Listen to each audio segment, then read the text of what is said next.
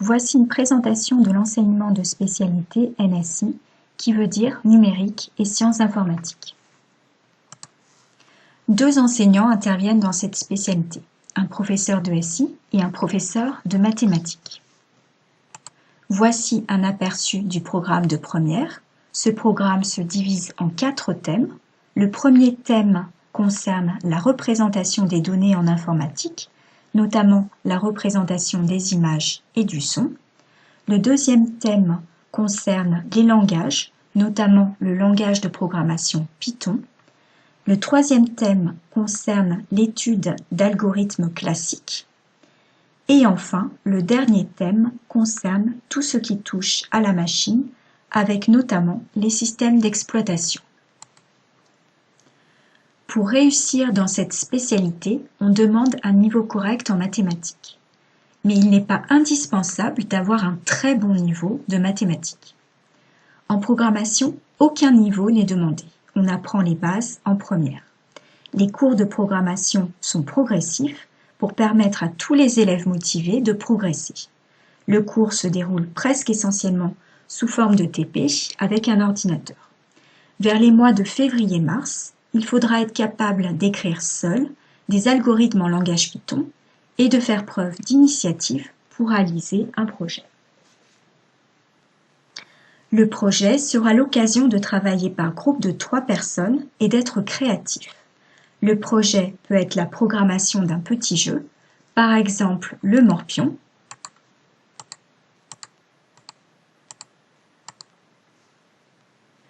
ou bien la programmation d'une petite animation.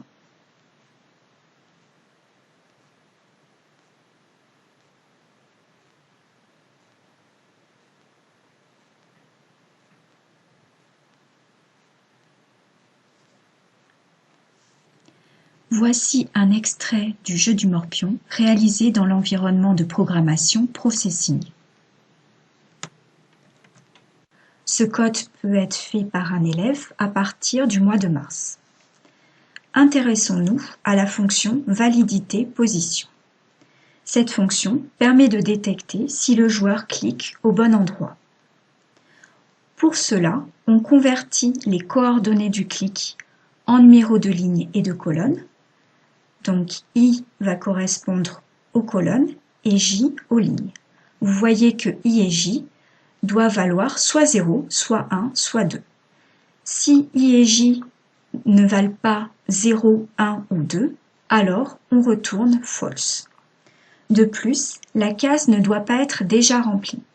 Si elle n'est pas remplie, alors on renvoie true, sinon on renvoie false. Pourquoi choisir l'enseignement de spécialité NSI en première? La première motivation, c'est d'apprendre à programmer.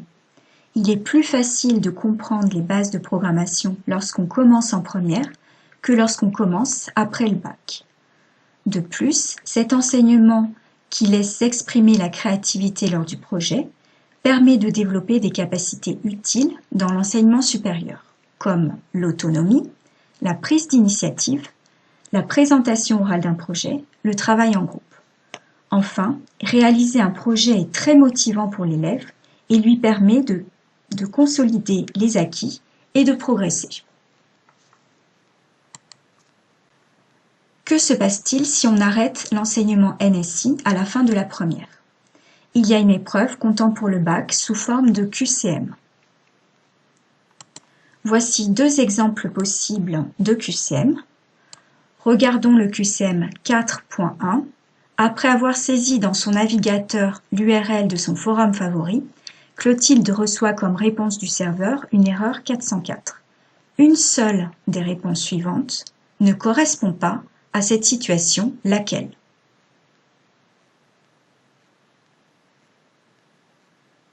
Vous voyez que certains d'entre vous savent déjà répondre.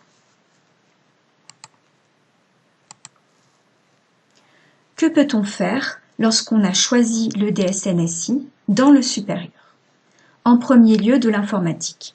Cela peut être dans un IUT d'informatique, à l'Université Paul Sabatier en licence, en classe préparatoire, avec notamment la prépa MPI, qui est une nouvelle classe qui a été créée pour les élèves qui auront choisi NSI en première et en terminale. Une autre voie possible est de faire une prépa intégrée comme l'INSA. On peut dans ce cas-là choisir maths physique NSI en première et maths NSI en terminale. Enfin, on peut poursuivre dans toutes les IUT ou les licences scientifiques. Vous pouvez avoir des informations complémentaires dans l'ENT, rubrique espace disciplinaire.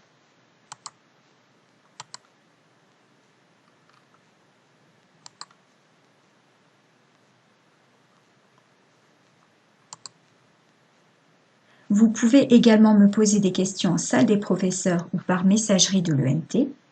J'espère que cette vidéo vous a plu et je vous remercie de votre attention.